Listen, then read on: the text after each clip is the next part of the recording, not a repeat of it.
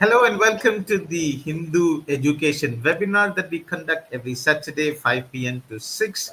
Today is the 8th of November, Saturday, 5 p.m. So it's time for another webinar. Today we are discussing how do you convince AI to recruit you? That's the topic of the webinar.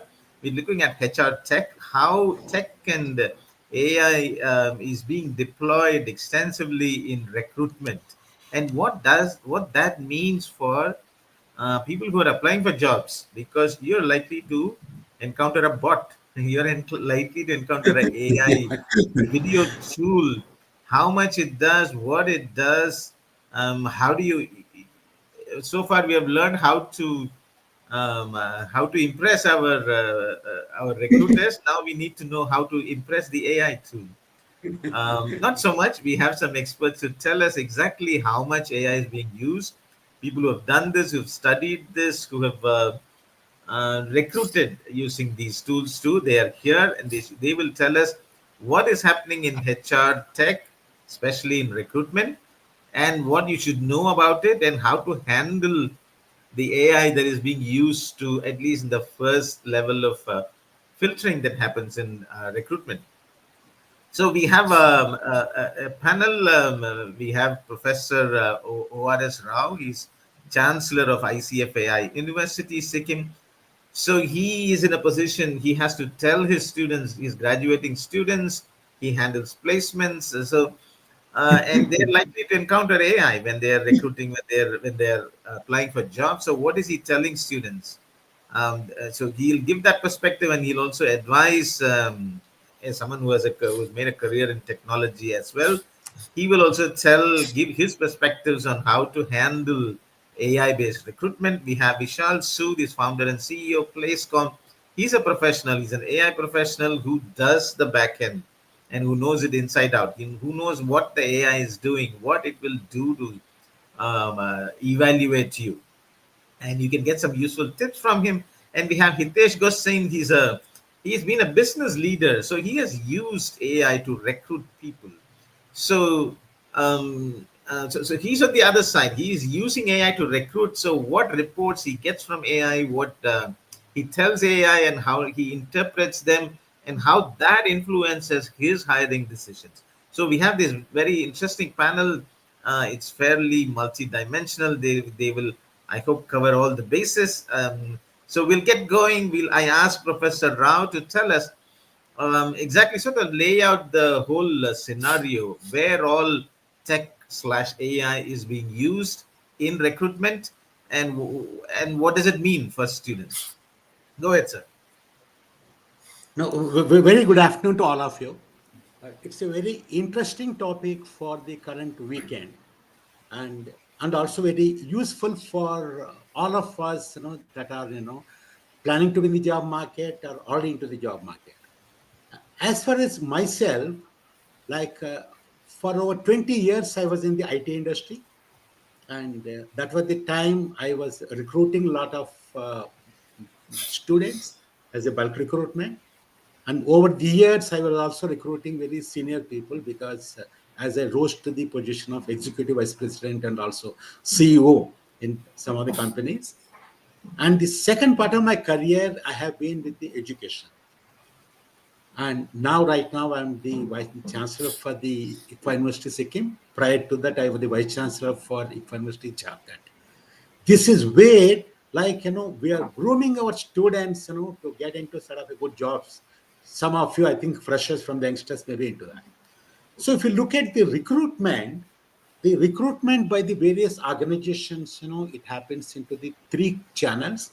One is a campus recruitment, wherever the companies go to the various, the institutions and pick up the fresh graduates. The second one is, off-campus recruitment. Here, they recruit not only the freshers, but also coming from the kind of, the others also. And typically they post, onto the LinkedIn and the advertisements, are now creating pick up from there. Third one is the experienced people, what we call it as a lateral recruitment. Irrespective of the type of recruitment, the recruitment process is something very similar. Like everywhere that somebody makes an application, and they are shortlisted, and after that there could be a written test, particularly for the kind of IT or tech kind of jobs, invariably their written test. There could be preliminary interviews and the final interviews. So that's the kind of process it takes. And in the last few years, what we have seen is, considering, maybe something like about 10, 15, 20 years back, now what you see is the application numbers are ballooning. The number of applications and year after year, whatever be the kind of, assignment that you do, they are all into thousands. Sometimes they get into the early lakhs also. But at the same time, the job market, today we are going through challenges. The number of vacancies are shrinking. So in this process, if it is a HR manager, somebody has to go and recruit the same way what somebody was doing earlier. Now, the time required even to shortlist the kind of applications that are received to conduct an interview itself, it takes a lot of time. It takes, sometimes weeks and, sort of days and weeks into that. It takes efforts, it takes time, and it takes a lot of cost. Then after that, like in fact, conducting the interview and, all that, it takes time. So that's where the technology is coming in play. Now the entire, the recruitment process is being automated thanks to AI. Now they are AI powered, the recruitment system, sort of mostly it is called ATS, application tracking system. Starting with the application, how somebody passes through the various stages until somebody is, recruited and offer letter is given. So typically there what happens, and if you start with something like, as far as the application screening is concerned, the application screening is done by the AI powered kind of system. An algorithm does it, not human beings. It parses through the CVs, and what it does is, like in fact, it is given certain considerations. They say that this is the job requirement. They call it as a JD. It matches what is the job requirement and what are the JD requirements are there with the CV, whether those kind of skills or those kind of qualifications are there. It mechanically matches, and it simply rejects the CVs which do not match the requirements. It doesn't have any discussion at all. Then after that, when once you start conducting the written test, so at that point of time, in the past, for the tech, it used to be multiple choice questions, but now they are the coding tests. The AI, it also designs and gives a test, a coding test, to the person, depending on where you into that, whether it is a Python programming, it is R programming, or whatever to that. And if it is non-IT kind of a roles, the AI also can conduct the psychographic tests, because they want to see the psychological, for the managerial roles, we look at, the personality. That's where the psychographic tests are conducted. And another thing that happens is, today the AI also takes care of the invigilation. It doesn't require the human beings. So particularly for the online tests, the invigilation is done. There, any head movement, anything what you do, immediately suspect and say that maybe you're doing something into that. Then likewise, today, nowadays, another thing that's happening is, particularly for the lateral recruitments, and today most of the IT companies, they do what is called, requirements, sort of, they want to recruit for today. They don't have that much of time for doing all this. So that's where there is something like anytime IV interview. See, the guy sitting sort of somewhere else and the company somewhere else, you can't ask the guy to come to that place. So with the result, there's a remote kind of interview takes place. And the person that is working will say that, no, during the daytime, it doesn't fit me. So the preliminary interviews are conducted by the kind of AI interview bots. To that extent, the AI is kind of influencing into that. So this being the case, as you could see, something like, starting with, maybe becoming a gatekeeper. If you want to get and go and meet somebody and, convince somebody about your candidature, the AI as a gatekeeper, sometimes they may not allow you. If it rejects you, you can't even go and convince them on what all skills you have. So because of this, it's very important for all the students, or for that matter, all the working professionals, on how this entire ATS works. So that, after all, you don't want to get rejected by the gatekeeper. You can't convince the gatekeeper. Gatekeeper has got very strict instructions, sort of, allow so and so. That's how he doesn't have discretion on how to go past the gatekeeper. Then you should get an opportunity to interact with the HR manager in person and convince him or her. So I think that's where, the AI kind of, sort of, is important, and all of us must know how the AI works. So sort of, Okay, thanks. Thanks, Professor Rao. It does save a much time, and as you said, when somebody opens a LinkedIn application, you get hundreds, thousands of applications. How do you parse them to even get to the next stage? Good point, sir. I asked Vishal. So, how do the tools do it? What are they looking for? What are you telling the tools? How do they evaluate? You know, thank you for giving me this chance to talk about this very very pertinent, and sometimes it becomes pertinent topic also, because we all are a bit worried about whether AI will replace us, and now AI is hiring us. And Professor Rao gave a very detailed layout of the land of this AI space. I was reading, while before because I have to come to this webinar. So I was reading on the BCG website. Now today, 70% of the intervention that is happening in AI is happening mostly in HR. So HR is one area where AI is being most widely used across the function, whether finance, marketing, then other day-to-day activities. Most of the companies, at least 68% of the companies, have started adopting AI in HR. So it means that it is going to be ubiquitous. There is no way avoiding it. And how it works is basically, again, you look at AI as a kid who is being trained by humans only. So there are instructions, certain practices, best practices being given, fed into the system, and those practices are then applied at mass through AI. Like you said, on a LinkedIn, I will get 10,000 applicants. And if I have to give it to a human, it will I will require a team of humans, and then fatigue, their personal biases will set into the place. So AI is basically representing companies' values, companies' ethos in that algorithm. And a tool will probably shortlist and give you suitability of each candidate by the lunchtime.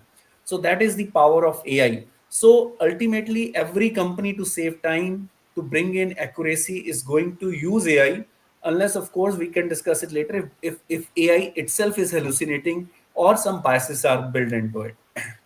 Secondly, from a especially from the freshers perspective, I now feel lot lucky. When we were passing out, for us, impressing an HR was about a good eye contact, a firm handshake, a nice smile, a joke up our sleeves, so that we can impress them, and we could mirror what is happening.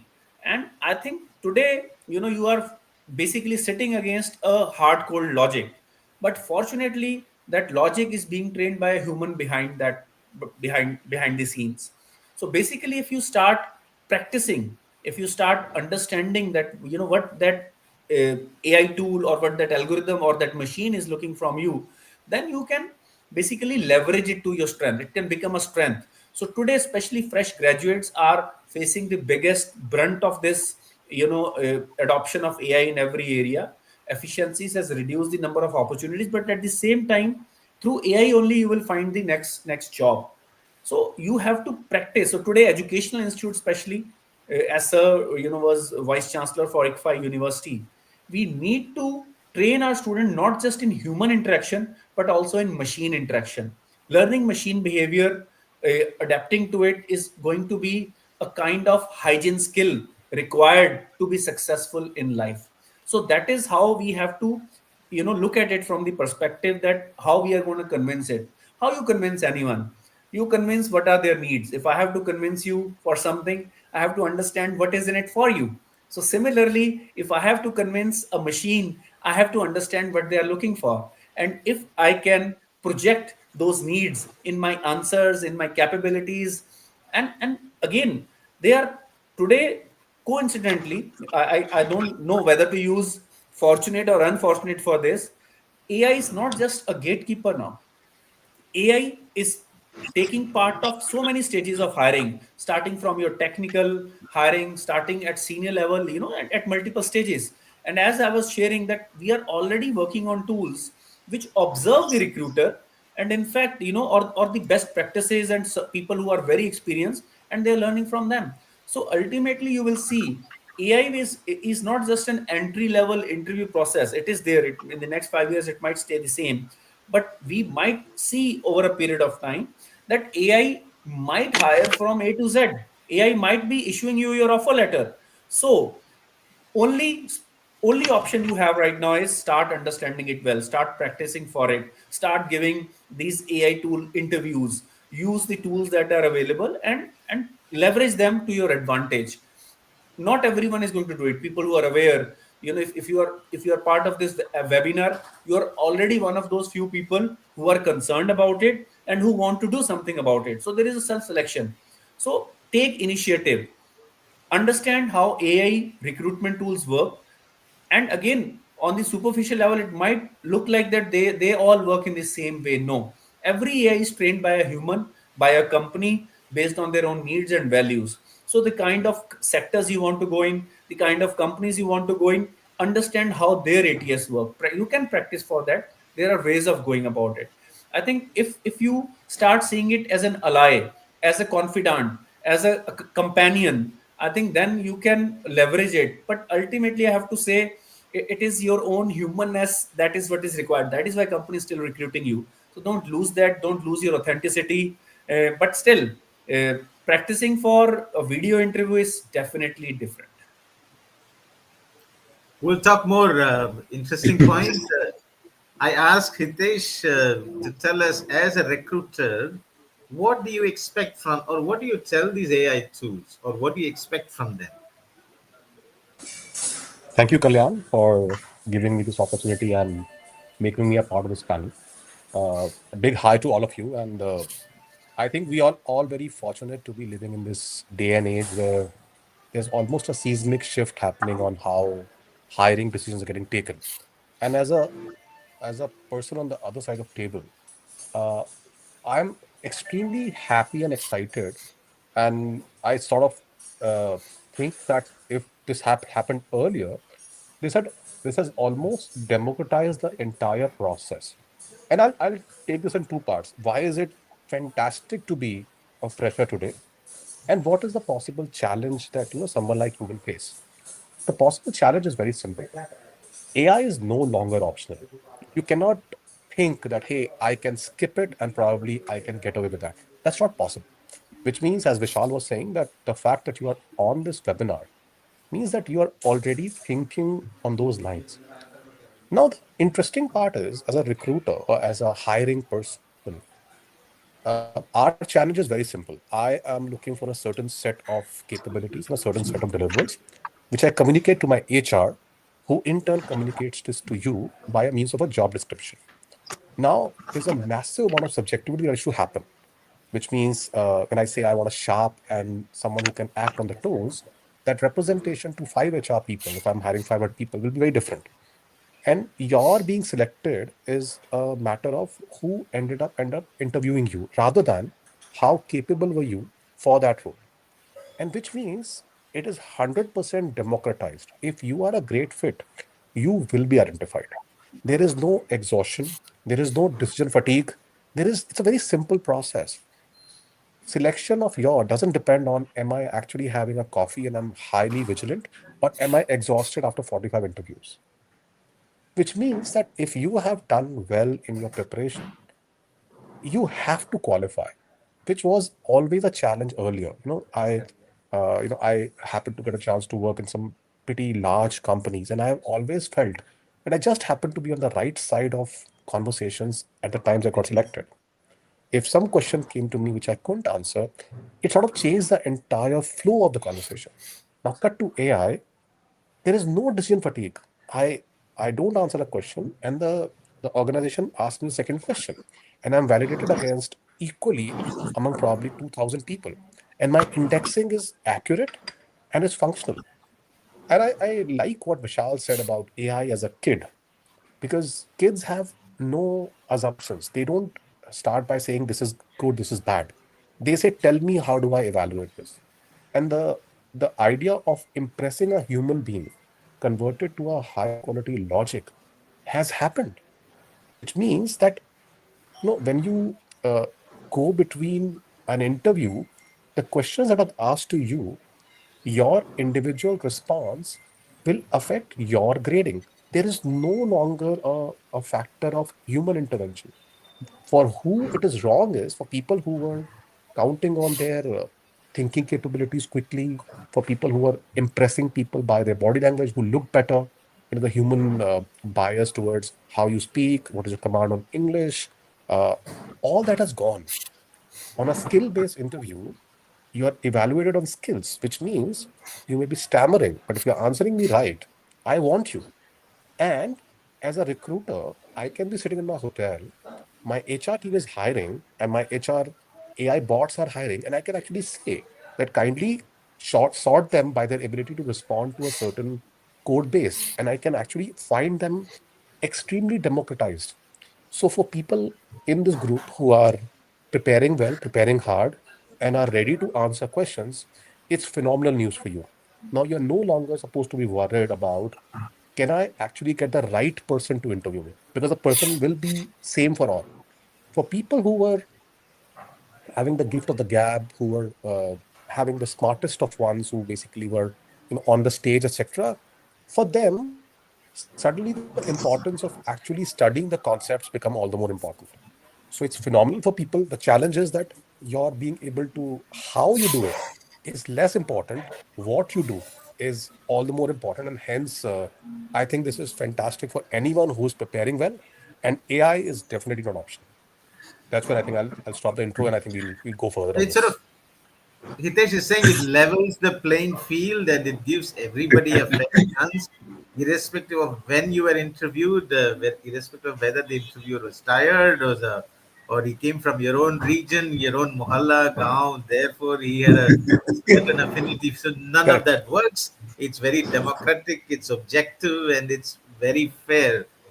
Point taken. So the next obvious question that we get is: so if the AI is purely focused on content or the thing in your mind that they are evaluating, then how do I express it? So are there keywords that I should learn? Let's say I'm applying for a job, for a tech job.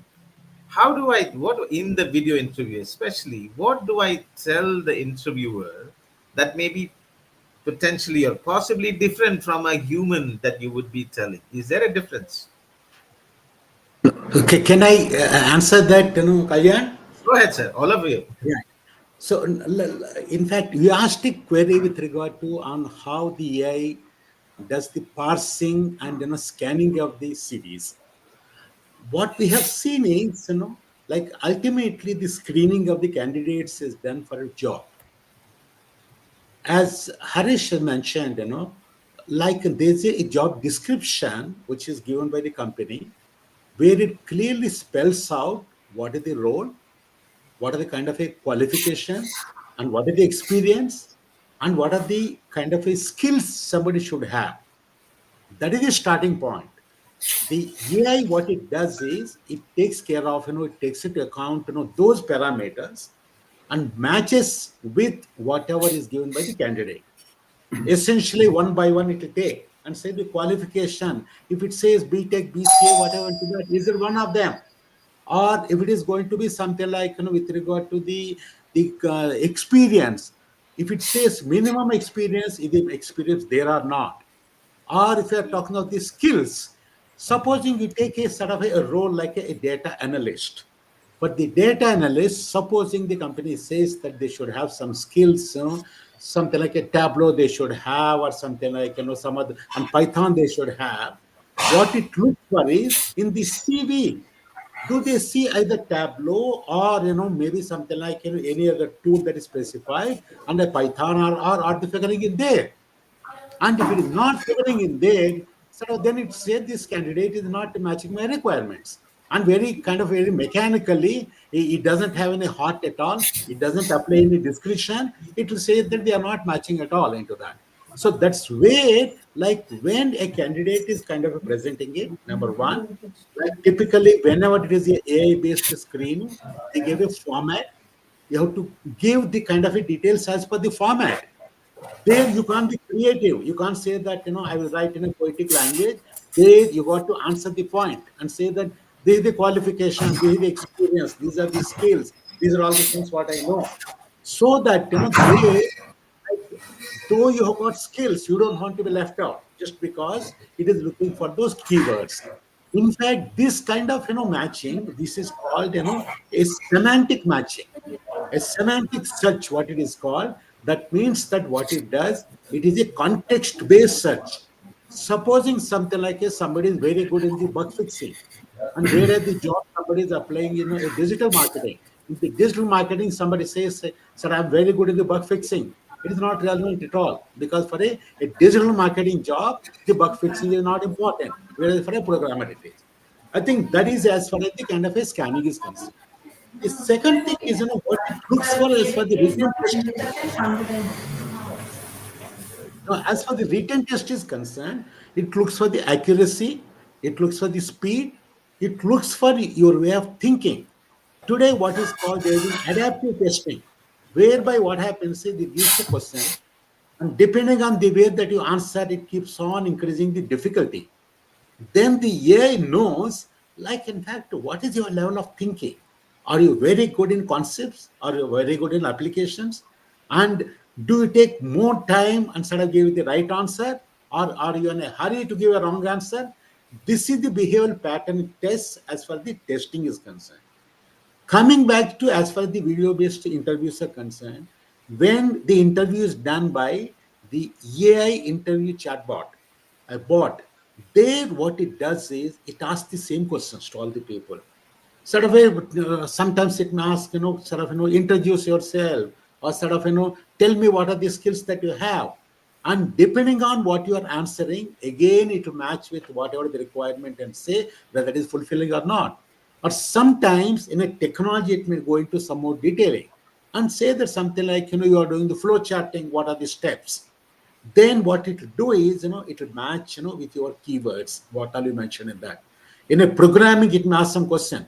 There again, it will see the keywords. So typically in all these cases, whenever AI is doing something, it is already trained, as Vishal said, sort of it looks at the job kind of description, and it is trained to look for those keywords, those skills. If they are there, if they match, it will say that the match is there. Otherwise, it will not do anything else into that. Maybe somewhere else, maybe you can try and explain to somebody and convince somebody else. But AI today, you have to satisfy the AI. You can't try and convince it. Convincing means arguments. Arguing and putting your kind of a way of thought, you can't do that. While it can be done, as Vishal says, in the advanced AI, today that AI that is being used by most of the companies, today the two industries are using AI for the bulk recruitment, as I have seen. One is the IT industry, the second is the banking, where a lot of bulk recruitment happens. And both of them, they are using very, very fundamental kind of features of the AI, where they do the kind of a parsing and this kind of, a semantic set to that. So over to Kalyan. Thank you, sir. I before I ask Vishal, and I'm sure they're waiting to weigh in, I will flash two questions. They're related to what we're discussing. Harish Lalla. Harish Lalla is asking, in AI tool-based interviewing and selections, is the much desired good attitude of a candidate also assessed? Or is it purely technical or subject matter skills? And how does one put their best foot forward to convince AI on the attitude aspect, if at all? You want me to read it again? I'll read it. It's a very nice, succinct question. Is it okay Read if it I again. start and pass on to Vishal?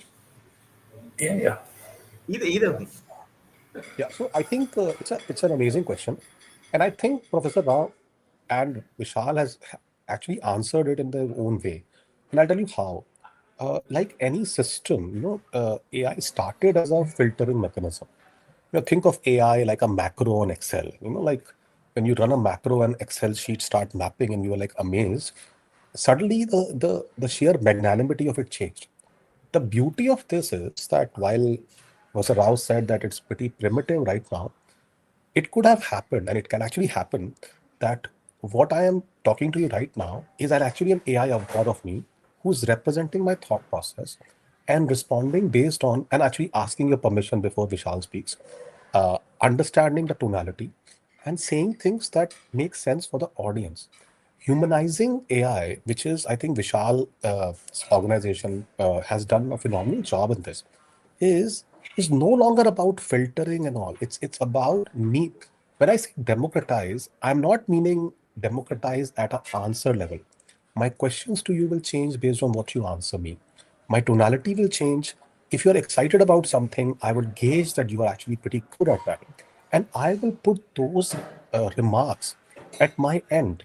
In fact, I don't know about others, but in a couple of places where I'm helping out setting up a AI framework, companies are actually creating their AI duplicates of senior management to take decision uh, suggestions on key points where the time limitation of leadership is there. So uh, to re-emphasize, when I said that it's democratized, it is not democratized on I give you a question, you give me an answer. I will check there are 15 keywords or not, and if there are like 13, you get 13 out of 15. And if Kalyan says 15 out of 15, Kalyan gets 15. No, it's not that at all. In fact, my conversation flow, my conversation content, my conversation duration can change with everyone. The thing that sticks is I am not impressed by you not knowing concepts and being very good looking. I'm not impressed by you not being able to express how to write a code, but have done tremendous work in your internship because I have not put value to that internship. If I have, if my JD puts a value to that, I will ask you a question about your internship and I'll ask Vishal about his internship. And and let me break it to you. While we are saying it's slow, I will be very surprised. Anyone who's sitting in this and it's a fresher, even if they are attempting campus hiring next year, this would be a very different play next year. So it would be human, it would be culturally attuned, it would have limited prejudice, it will talk to you like a human, but a human which doesn't get exhausted, which has a very unique and incentivized way of evaluating you and can do it at scale. And I think Vishal, I'm sure, is doing this at a scale in any ways from a supply side, and then Vishal can add to that for sure. Vishal, your turn. I think one thing, taking just from the Hitesh point, institutionalizing the know-how of the organization. So right now it is with very experienced individuals. So what AI is doing is like, we when we observe the top recruiters and top decision makers and hiring managers, so we are institutionalizing the knowledge of that company and bringing it to the company rather than it residing with the individuals. So that way companies values and the culture stays on even when those people leave. Now coming after coming reading through the questions that are being asked, I think most of the questions are about that how will an AI evaluate my attitude, my ethics. I think that is something which everyone thinks about, because most of the people understand that aptitude, technology, those aspects are quite I would say easy to adopt from the computing system. Today if I look at AI, how it is similar to, since it is being trained by humans, it is quite similar. It is observing your behavior, it is observing your body language, and it is trying to, based on whatever inputs have been given, try to evaluate on your attitude perspective also. Let's say if I am dressed informally, if I am sitting in a very casual manner, today, our tools observe your body language, how many words you speak per minute, what was the facial expression, and so today tools are there. Backend work has been done with huge computing powers that they can give an idea whether company use it as a final decision. That is a separate thing. Now, how does AI differ from a human? When you enter into an interview with human, interviewer will look at you and take certain decisions and put it in the done box. Let's say if you are sitting positively, your handshake was firm and you were smiling. So certain aspects about you, people say that when you meet another person, they decide about you in 7 seconds. So how have they decided it in 7 seconds? So they have taken that decision and now they are not re-evaluating. But when you are being interviewed by AI, they're constantly evaluating you. So they will say, okay, for 15-minute interview, around 2-3 minutes if you are sitting positively with them. But if let's say you suddenly become relaxed for most of the time, you are comfortable, human might ignore, but the AI is constantly observing every aspect of your behavior. So how you need to train is you need to be on your toes also for those constant 40-30 minutes of interview for which it has been assigned. And they are going to ask certain questions about your personality, about certain situations, and based on that they are going to evaluate you on your attitude, or whether you are, not just technically, also behaviorally, also ethically right fit for that role.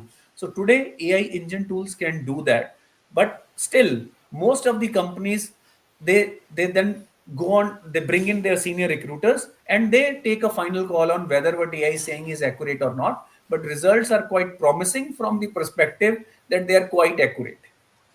Okay, so what you're saying is AI doesn't evaluate just technical skill and knowledge, but it also evaluates attitude, those softer aspects, the subjective aspects. Point taken. Yes. I will highlight And as a Sadia. human, we are just, as a human, we don't want to give away that power. We feel that, we are human because of those things. And that is why recruiters and top decision makers also have this bias that, okay, no, I will finally decide whether he or she is a good person or not. But Yeah, system yeah. can do that. Yeah, eventually that may be best or maybe left to the humans to judge, but AI can do it perfectly, and it's probably doing it now, right? Yeah. Okay, we will Sadia Shah. She's asking, in terms of public policies, what a specific question, but it has some much relevance. How is AI going to evaluate the psychological aspects needed in administration and public dealing? I mean, how do you evaluate leadership? How do you evaluate all those things? Can AI do those things? Do you even I'll tell them? I'll Yeah. I'll state a data point, and I think Professor Rao will definitely be able to add significant value in this. The data point is, while the top two are technology and HR, the third is actually mental health. So AI is utilization on humanizing conversations, and which is totally on the psychological aspect on how you respond to a human engagement, is actually the among the top five use cases of AI. Humans are not very comfortable talking about their vulnerabilities to a human. With a machine coming in front of you, you become more open. And when you become more open, the conversations become sharper around you.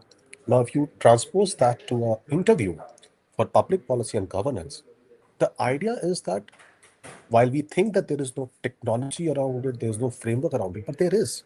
There is a framework which checks for cues around a certain way of your engagement on a topic, your understanding of a certain sector, your understanding of how certain things should happen, and obviously with a interchange of ethics, with the interchange of government policy understanding and acknowledgement, etc. And this is probably the best use case where the structures are not there, because we are no longer following a if then else. In the flow charting language, we used to say that, okay, if this happens, then do this. If it doesn't happen, then do that. It's no longer there. There's no structure here. It's a fuzzy logic. It's a large language model in which this is framed. And I think I saw someone also saying, Sadia, I think, who said manipulation of data. The point is, you don't change it based on human beings, which means if I'm hiring 2,000 people, I have put across my framework to a structure, and that structure follows. So if you are rejected, then you can be rest assured that anyone who has a similar framework as you will get rejected, and someone who can actually respond to a way where it's aligned to behaviors and policy makings of the role, then they will be selected. So because it is consistent and democratized, there is not even a option of manipulation. And obviously, I can get into nuances of the significant amount of risk and a lot of chaos which is happening. But in principle, that is actually a use case of AI. So these questions are actually were answered first, and hence this has become such a large space now. Sir, over to you, sir. So, just to, I have to slightly disagree with you, Hitesh. I feel that, no, there are, what Sadi has also asked is that if there are biases set into it by the company itself, she's talking about public policy.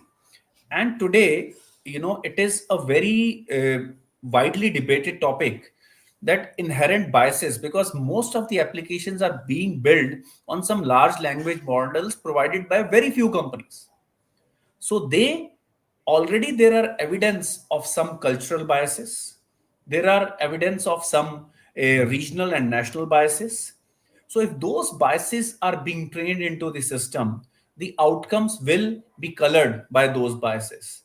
So I think there should be a framework how to handle those biases. In an ideal situation, I just want to hire the best guy. That scenario is perfectly okay. But when we are coming into, and there also, if it is public hiring, let's say tomorrow government also says that I will hire through AI, and if we all assume that it is fair, democratic, and all the systems are as per the norms, but we have seen in public, and there are always debates, hiring of certain regional people, certain affiliation people, certain ideology people, and similarly, even at a geopolitical level, not just at the country level, biases against certain nationalities, they are being seen in the systems. If you will ask them questions, how they will answer about a personality A or a personality B. So I think a check and vigilance against these biases is something which will be very, very critical from the perspective of if we have to scale it up, and ultimately we don't lose control of this whole process. It could be very We will subtle. come, We might not identify it. we will certainly come back to this. We have some more basic questions, much more basic questions. Welcome to the world. Tamim Ansari is saying, "Welcome to the world wherein we humanize machines." And what he's saying is, AI has been used more to reject, not to select. But you're saying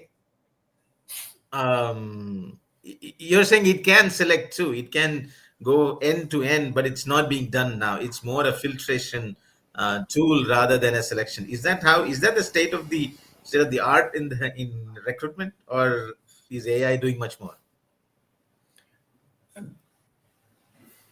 Sir, you're muted. Can you unmute yourself?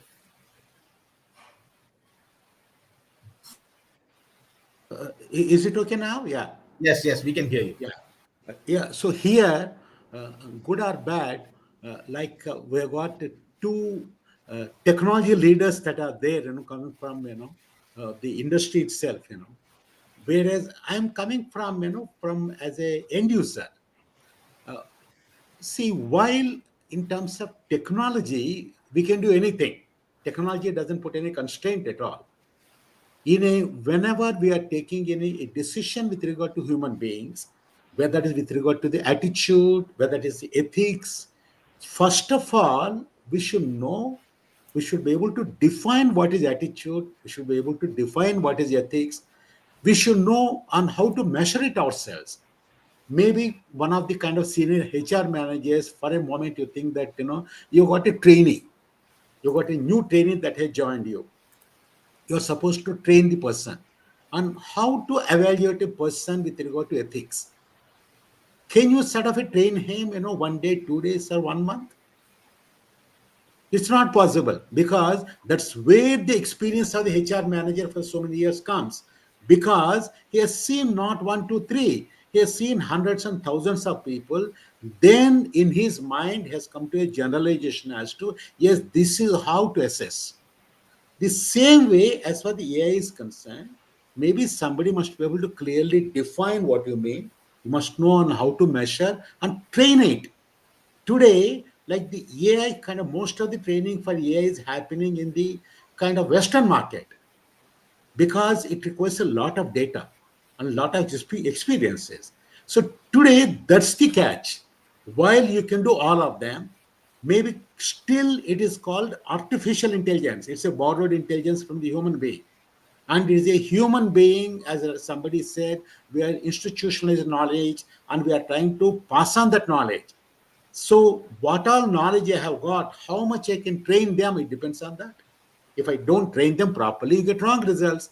That is the reason why, like, in fact, I can tell you, as far as our university is concerned, we get hundreds of recruiters. We keep on asking them. They say that, for the technical kind of knowledge, they're happy with the results. But if it is going to be non-technical, sort of still they are using it very selectively. While possibilities exist, over a period of time, you can work out onto that. But otherwise, can it assess, emotions?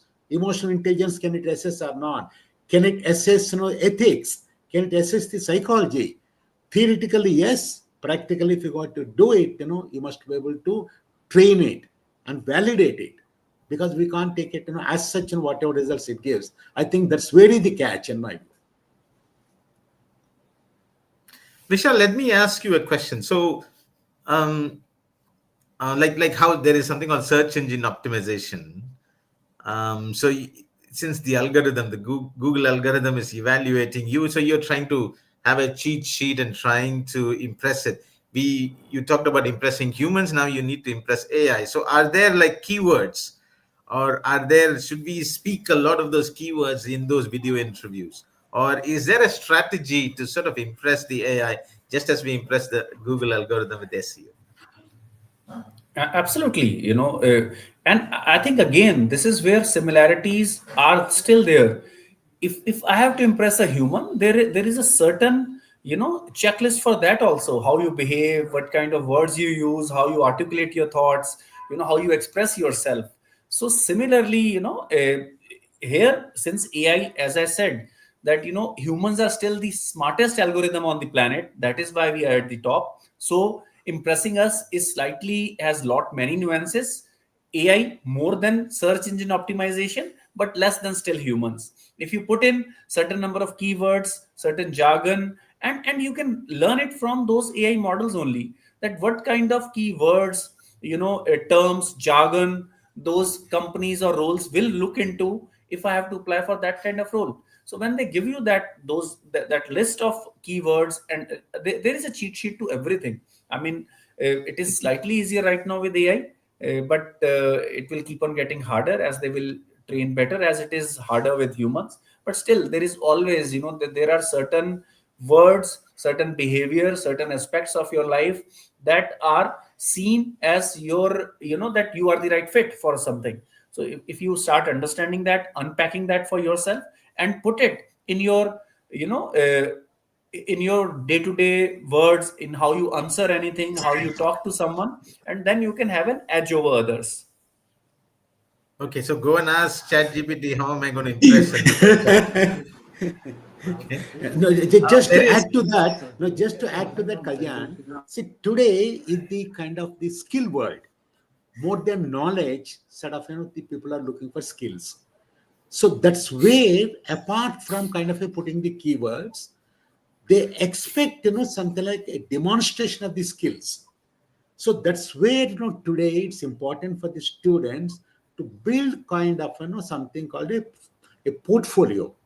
In a portfolio, whether it is a LinkedIn portfolio or a Kaggle portfolio, there what you could do is what all practical work that you have done, which you can demonstrate, or a GitHub, Kaggle, or LinkedIn, you can post your practical work, what you have done. That is a demonstration of the skills into that. I think today more and more recruiters are looking at that. In fact, so much so that like when they see the kind of in the GitHub, what all you posted, after that, they kind of bypass all the screening. Straight away they're called for a final interview and jobs are given. We have seen that kind of cases very recently. Similarly, if you take in terms of the management, somebody can put something like a case stories of what they have done, a practical problem, what they have taken and how they solved it in their own words, if they can put it, which is not AI written. These are the other things people can make out and say what kind of creative and problem solving skills somebody has got. So over to Okay. Kalyan. One second. Hitesh, you were out for a bit. Did you Yeah, want to say something yeah. before we move on? No, I think I quite like what Vishal said about the fact that the most intelligent in the hierarchy is actually human. But going to the interviewee side, there are two parts to it when you appear in an interview. One is your comfort with interacting with a human, and the second is your comfort with the core thesis of the role. What happens is, because most of people enter the room for the first time, there's a lot of anxiety, etc., which comes along with that, and that's why your chances of getting selected, etc., faltered despite you being super smart in what you do. Now, AI has done something very interesting, the equivalent of, let's say, a practice set, which even Vishal's tool has, where you can put your profile out, put the job description out, and you can predict the questions. And when you predict the questions, you get an assessment of how you performed against that JD. Now, obviously, there's a layer of bias of a corporate, but if you discount that part on absolute merit, would you be able to qualify on a certain path can be actually assessed without you taking the real interview, which means your preparation is much more structured now. There are enough tools out there who you can opt for, where the supply side is your profile, so your GitHub, your Stack Overflow, your LinkedIn, your resume, your subject choices, and the demand side is an organization and their overall job description and a bit about the organization. So humanly, whatever is possible, and I can't get an interviewer for you beforehand for a practice conversation, right? But in AI, I can, and hence your ability to prepare better is significantly leveraged. And if you are smart and the same way you prepare for your interviews, you actually prepare for a actual interaction. It becomes much more simplified, and there are obviously higher chances because you are exactly told where the gaps. So instead of you speculating, you're getting an assessment which is as precise as can be. So while there is a ambiguity about the decision making, there is a accuracy on how you can actually influence or impact that. Thanks. We move on. Ravindra Naik, how will AI be able to judge learning ability, the ability of interviewee to quickly learn new things, new skills, new abilities? Well, how do humans do that? How do we even know that this person is a good learner? We just claim, and someone believes us because they want to fill the role. Actually, I was just reading through some of the questions. I think one very valid point is, risk associated with the AI, and someone was mentioning that will be is will it carry on some kind of surveillance or personal, freedoms would be curtailed because of that. Now, in fact, when you are appearing for an interview, today there are tools, AI powered tools, which will read through your social media posts, so they can tell you that what kind of ideology, what kind of behavior you have been doing, because we know that in the interview room we are all, well behaved, and we are at our, we want to present ourselves in a certain way. So today AI is able to give that access to corporates, and when you apply, they take rights from you. You give them permissions. Okay, they can read through your social media post and everything sometimes, and otherwise also there are tools who are anyway doing it. So they sometimes have access to what has been your behavior, what is your ideology, how will you react in certain situations. And as Kalyan, we were discussing few days back when we spoke for the first time, that today probably an AI tool knows you better than you know yourself or your spouse, and probably can pick a better partner for you. So they are reading so much into you consistently. People around you might ignore you sometimes, and sometimes they don't want to see you also. But AI is, observing you every minute, every second, and then helping you also. But at the same time, it knows you so well, it is scary. Okay. AI can read the stars too. We'll come to that. That's another topic. Vijay Kumar, okay, this is on the other side. He's in HR. He's saying, "What am I going to do? Am I going to lose my job? As HR, how can I sustain in this AI world? As you all said, AI is taking more jobs in HR departments. So how can I be competitive with AI? How can I improve against AI? How can I still be employed? How can I still have my job if AI is doing a lot of things?" I think So he wants an I'll honest take a answer, Can I stab say at it. something on or a that? good answer? Yeah, the AI must be used as a tool to support him, because AI can never overtake a human being, because it is created by a human being, it is trained by a human being. So this being the case, we should not fear it. We should not think that it's going to sort of take away my job. All the HR managers, like the way they have taken to computers some time back, the way they have taken to the internet some time back, sort of now, they have to use it as a tool to support them. Earlier, so much of a work they were doing manually, all that work can be done by them, so that a HR manager can do something, more qualitative work. Ultimately, let me say that, a judging a human being, sort of, it can't be totally done by a machine at all, because the human beings capabilities that God has given are so many senses that are there, and we are able to kind of make use of all of them in a holistic way. But still, if a technology has to use it, it's a long way off. because it has to be done by the human being. So this being the case, there are a lot of things which a human being can do, but what a machine cannot do. A creative job, kind of a problem solving, this kind of a thing, I think, HR managers must do that. They will get lot of time for strategizing, and also kind of doing some creative work in the organizations. That's where it gives a lot of time and sort of efforts for that. Thank you. Okay. We So have a question. Yes. Did someone I say just something? want to add that, of course, there will be some impact in terms of employment numbers if there is so much of usage of AI. But I think AI also represent an opportunity for HRs to be the most trusted partner, most important lieutenant to their CEO. How they can do it is if they are ones who are on the forefront of how to leverage AI for the benefit of company, where it contributes both in the top lines as well as bottom lines. And today, when you bring in best tools, you can quantify the impact an HR is having. Earlier, it was difficult to quantify the impact of HR on the performance of the company. Today, it is possible through AI. So leverage AI, know the tools, be the most critical person in the HR team from the perspective of your CEO or your management. But I think And it's a valid fear, isn't it? If what HR was doing was the initial screening, and there's an HR interview, and then you finally meet with the manager, and then he makes the final decision. So if the whole thing is automated, what is HR going to do?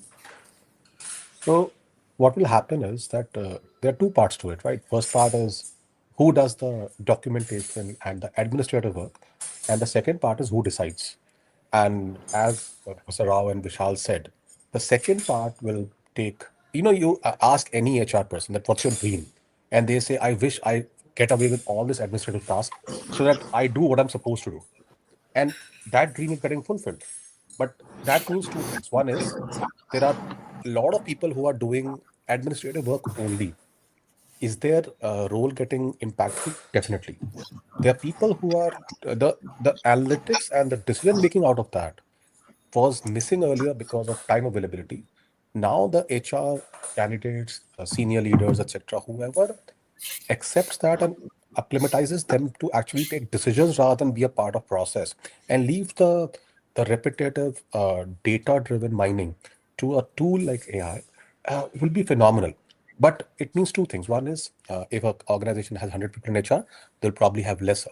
And it will also mean that HR team leader who's not connected to the business results, as Vishal said, will be, which means the actual, learning of HR. A lot of us have studied HR also, which is around the actual flair of human capital in corporates, will become extremely important.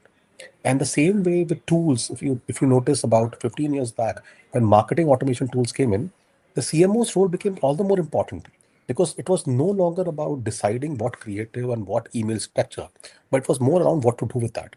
And the same way, more and more chief executives actually came from a CMO background now. If you notice the trends in the last 15, 20 years, the same can happen now because HR is no longer a TA or a training guy. HR is a strategic intervention guy or girl who will actually make how organizations grow. And I think this is a great time for someone who can invest time and energy on HR to understand AI and probably take that significant leap forward in their understanding and importance to the organization. J. John Manoharan, pertaining to customer relationship management, a manager should have a mental texture, has to switch between customers and array of customers as human behave as per the impact of technologies and other psychosociographic factors.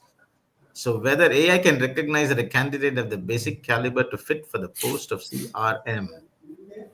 It's a specific question, but anyone want to answer? I I, think the I have short answer led is an yes, organization. but yeah, yeah. No, No, I the Yeah, can Hitesh, go relate ahead. to a no, the short organization answer which from I me is, currently the AI is not in a position to take decisions. Today, AI can support the decision making. It cannot take a decision at all. And second aspect is today anything with regard to the human capabilities, like interaction with the people, their emotions are involved, judgments are involved, using all the senses are involved. Still AI not has come of age. So this being the case, if you want AI to go and sell a large kind of an equipment to somebody, it can't. At a retail level, you can do it. But so they're understanding the customer and dealing with the customer, still, all the customer facing jobs, they cannot be replaced easily. They can be supported, but otherwise, the customer facing jobs like, the sales, those jobs will stay there. Similarly, as far as the HR is concerned, HR, it means it is human resources development. Unfortunately, because of the administrative load, most of the HR managers were unable to take care of the development bit. Thanks to AI, now they'll be in a position to take care of the developing people, making the employees more efficient, more capable. I think that's an area where, the kind of AI cannot do that. AI can be sort of, used, but it can't do it by itself. So that's what I would say. Sir, I think what J. Okay. John wanted to understand was that whether AI can predict who would be a good candidate for a customer relationship management role. So, can AI predict that whether I will be a good candidate or not? So, that is what I think more or less he wanted to understand. And if Hitesh can add, since he was very deeply involved in using AI, especially for customer relationship, I think he can answer it very well around it. So, with all humility, I can say that there's an organization, a real organization, which replaced 6,000 people calling humanly to 500 plus 5,500 being replaced by AI and actually selling insurance in US by a process which involves understanding you, cajoling you, structuring it. The scale up has been so high that and it's all voice AI. There's no text involved. There's a conversation on a phone which happens, and the intent is, and if you see around the the entire scale of KPOs, and if you now see around, the KPO growth has been driven significantly by AI utilization. In fact, uh, there's a high probability that a call you get from one of the sales engines is actually AI driven. It's just that probably it's not as advanced as what's happening in the US, but it's happening, and it's happening at a large pace. And I have personally been a part of one, so I can vouch for the fact that corporates are thinking about it and investing significantly in it. Okay, Tamim Ansari, he's critical. He's saying, why is it that no one in this panel has a critical perspective on the excessive application of AI in identifying talents from a social perspective? I fear that the rush to implement AI tools is not in the best interest of larger humanity, but in the interest of corporations. Well, I think he's not listening to our views completely. We have been critical, and I think we say that there are biases, there are risks, and large corporations can take control of the narrative through this. So I think we very categorically mentioned all those aspects, and we will reiterate it for Mr. Ansari's benefit. That of course, and that is why a certain moderation of use of AI is definitely required, although we benefit and we use AI in our applications in our company. But still, I feel as a human that AI needs to be managed well, so that some humans might use it to create large level biases against certain sections of society, or certain regions, or certain countries, or certain kind of behavior or ideology. So I think rationalizing, and there is a framework around it. The association of people who are involved with the basic level application of AI, fundamental level of research, they have a framework. But how well that framework is being implemented, that needs to be monitored continuously. But AI is one technology whose time has come. Anyone who will stand in the way of AI will, will lie down on the path. They will not. They can't stop it. If you will not do it, some other company will do it. As a country, if government says that we will regulate it, then some other country, if India is not doing it, China will do it. They will have an edge over it. So only thing you can do is how to sync it, so that it. Look, ultimately, a lot of people say that AI will take away human jobs. If there is no one having a job, how will the economy run? Either we will run on universal incomes, basic incomes given by, but then we will lose purpose. So there will be a balance. If we look at from the perspective of 5 to 10 years, impact is is there to see. There will be a significant impact, but it will not be totally holistic impact where the level of AI automation. Right now, we are only talking about HR or a virtual interview or conversation with the customer. Those are the areas which we are worried about. But what about when your farming could be done through AI, when all the manufacturing could be done through AI? So then your plumbing job could be done through AI. We were just discussing how a robot can serve you food. So most of the people are employed in blue collar roles. So next 10 years will decide what impact it will have. Right now, white collar roles are at risk. Soon, blue collar roles will also face a similar challenge. So the only thing humans we can do is we leverage it to our advantage. Ravindra I have a Nayak, hiring for. uh, I just have a very interesting analogy on this. In the legal ecosystem, it's said that people say that if you hasten the speed of legal processes, a lot of people who are culprits actually get away. And the legal system is very simple. The system is designed to make sure that no innocent gets behind bars at the expense of a couple of culprits going away. And this is exactly what AI is doing right now. It's making sure that the filtering is taking care of the nuances so that no culprit gets in. But if a great person is there, will they get selected or not depends on how you engage with them. Will they actually engage or not? So I think it's taking a step at a time, and the scale is large. The risk is real. I think Vishal very categorically put, and Tamim, your point is very right. But however you think and however you decide, there is filtering, there is someone assessing it and someone assessing it at scale, and organization adapting it because this solves a real problem. And the thematic is, am I getting the best person or am I not taking the not fitting? And I think it's starting from the right side and going towards the left, and eventually it becomes super sharp. But at the scale of 1.4 billion people and almost 30-35% going in the job market, it is something which has to be taken care of, and that's happening. You like it or not, but that's going on. No, Okay. Now, just to add to that, a couple of things I would like to say. The first thing is, yes, what will the human beings do? It's a machine. Somebody has to train it, and what our knowledge that we have to impart it. For to make things better, to make things more efficient and productive. So that's where, like, what will happen is some jobs will get replaced by any automation, be it AI or any automation, what we have seen. But the nature of new jobs that are created will be different. They may require different types of skills. For instance, now, like in fact, if we are dealing with the AI and the generative AI, we are talking about prompt engineering. Prompt engineering is a new profession. That's the highest paid job. Sort of there, like in fact, you must know on how to ask the right questions to AI. So to that extent, new jobs will be created on how to make use of the kind of AI and how to train the AI. The second aspect is, with regard to the excessive application. Not only excessive application, it used to be misapplication of AI. There is something called a responsible AI. Number one, we have to use it, ethically. We have to use it for the right cause, because and after all, maybe if the AI is used for a wrong purpose, by criminals it is being used, or by something like today people are committing suicide for that they are using. They are all the wrong purposes. That's where a regulation has to be there.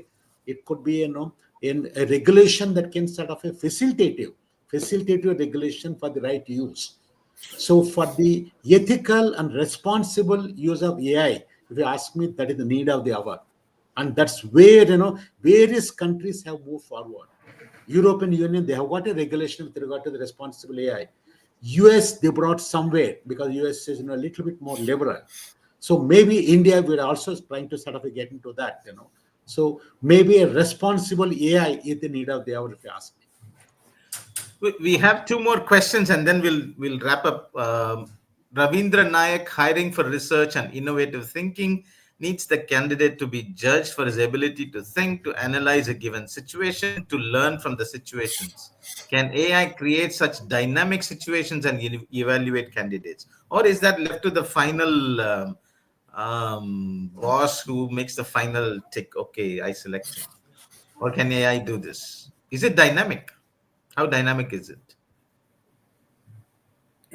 So basically, if I take, there definitely, scenarios are being created by AI.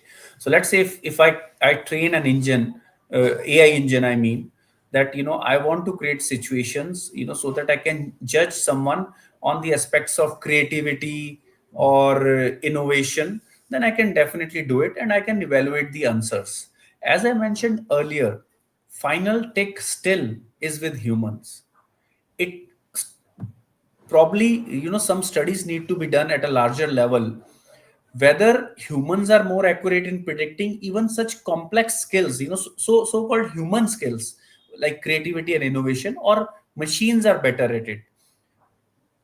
Again, depending on the experience of the recruiter or knowledge or IQ of that recruiter, there will be a set of humans who will be very experienced, people who are at CEO level, CXO level. They might be better than the current, level of AI. So, I was just reading into it's Sam Altman, who is the basically founder of Chat GPT. So he was saying that till last year, AI was equivalent to a smart school pass out, high school graduate. Today, just in 1 year, AI is equivalent to a smart college graduate. And at the pace which it is learning and improving, it might outgrow humans. Now it is up to us whether we want to give away. There are so many things, that machines can do today also, or AI can do, but because it is that humanness in us which makes us feel so uneasy and so inhuman, or that if I am evaluating someone and my machine is evaluating, even as a human, I am also not very comfortable with it. I have this thought, maybe in few years, few decades, we will be absolutely comfortable, psychologically also, that okay, if machine has evaluated someone, probably that is the best. And let's not leave it to just to hiring. Let's say, 10 years down the line, I'm just looking at a hypothetical scenario, that if you are looking for a life partner, if you're looking for a boyfriend or a girlfriend, you might say, let Chat GPT find you the right person. They are likely to make less mistake. That might happen, but how comfortable we get with machines taking those decisions, I think that will matter. And one thing very different about AI than previous technologies, a lot of times when we have these discussions, people compare it, that computerization happened, electrification happened. Before electrification, there was a person who used to light the street lamps in the towns. But those technology changes happened in a very long time. In India, we are just now claiming that 100% electrification has happened. Similarly, in so many countries. Then computerization also happened at the same time. But this time we have to dehyphenate.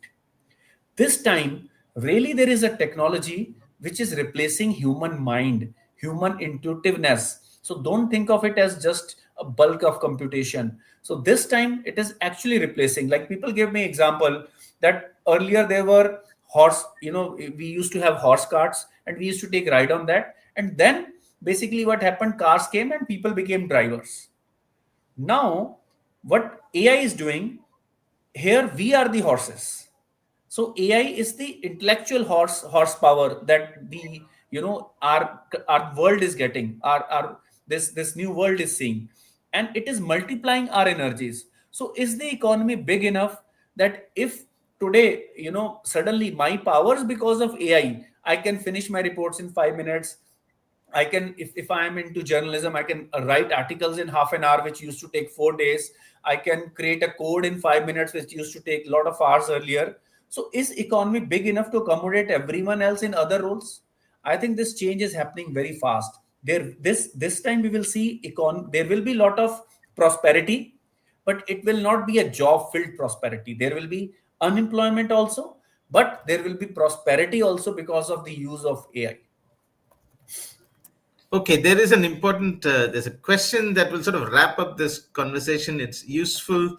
Um, okay, Kanchan Notial, he is asking if both candidates and recruiters are using AI, what practical steps can candidates take to ensure their real personality and thinking come through, and so they don't end up sounding scripted or AI generated? How can they increase the chances of not getting filtered out? Tell us what maybe each of you can give this answer. When somebody is sitting down to and applying for a job, and he knows that AI is playing a big role in this, what should he do? What are those checks, and can you lay them out? I think I'll Is take there a a checklist? first stab at it. Uh, Go so ahead. Kanchan, the interesting part here is that knowledge arbitrage as a concept doesn't exist for long. So whenever there has been a giver, there has been a receiver, and there is a knowledge exchange happening, something solves for it, and the same is happening in AI. So the same way you read something, the interviewer asked about that. You had access to that, interview had access to that, but they evaluated you on your interpretation, your ability to decipher into a situation, and the same will happen. It will just get very nuanced and very advanced. There will never be a case where you know something and someone doesn't, and vice versa. It's just that it's getting deeper into fact that while you know that if you are appearing for a certain job, the conversation will be around that job. But and that's like almost saying that, hey, I know what is it about, so I should be doing very well. But that's not the answer, because what conversation goes towards and how it checks on your ability and sort of intelligence, for a better word, to be justified in that role is always evolving. And AI is, think of AI as an operating system rather than a handshaker. It's happening over AI, but conversations are happening. There is this arbitrage will not exist. We will, no one will have additional access. It's on cloud. Cost of entry and cost of access is like all-time low. Look at organizations like PLACECOM, who have, you can access that at probably a cost of a copy, and you can be as intelligent about a conversation than probably a chief executive officer of a company, which was not possible earlier. But will you invest time and energy to understand it more is on you. And I think the time is right that when I started with this, and I'm probably wrapping up with this, is that if you are making sure that you are the best candidate, AI will make sure that you are filtered. And now, how do you evaluate that you're the best candidate is something which will be always an evolving process, which you will have to answer for the role you are answering. I think that's where I sort of, that's my framework. Okay, can someone else give us another checklist? Yeah, the other checklist I would like to put across is yes, here there is a situation where both the recruiter and the candidate, both of them are using AI. Just like on the other day, somebody was saying when you are talking of AI agents, sort of somebody is deploying an agent to book a hotel, and then when the agent was trying to contact, it found that the other side also is an agent. So this side, this is the agent that is booking a hotel accommodation. On the other side, that is the kind of generative agent, that is from the hotel that is trying to sell. Then they said, yes, we are talking the same language. They said, let's talk machine language. So that way, it's a matter of, on something like, on how to outsmart the other side. More than the outsmartness, what I would say is, number one, the common thing between the recruiter and the candidate is, there's a job description, which requirements are there. When once they are clearly spelled out, the candidate must know that, yes, do I have all the skills and all the competencies or not, number one. When once I have got all of them, make use of the AI to present it in a form in which, AI understands, so that, I don't get filtered out. So that's where what I would say is, it's not just a matter of using the AI. The authenticity is very important. First, I should have those skills and competencies, which I must be able to justify. Otherwise, if I just use the AI and go with the job description and sort of prepare a kind of my own CV, what happens is I'll get caught. That is what is called the gaming. Today, what is happening in the ranking somewhere else into that, if a candidate is using the AI for gaming the CV, he gets lost out. He gets sort of a caught. However smart he is, however smart the AI tool is using, the most important thing is the authenticity. He or she must have that right competency. Use AI to kind of present it better. That's what I would say. Nothing to stop that. In fact, the humanness and human integrity, I think somebody is, sort of sacrificing, to use AI for that, and that's when somebody will get lost. That's what I would say. Point taken. I'll give the last word to Vishal. Tell us, is there a checklist? Yeah. So I will like to answer it in three ways. Few days back, I was doing one conference with recruiters for, it was a roundtable conference with recruiters we were having as a company. And they were saying that now, if we use your tool to hire, but, student candidates are also using the tool for if as AI to give better answers and build a better resume. So the thing is that it will be a constant, like we have tools for offense, similarly we have tools for defense.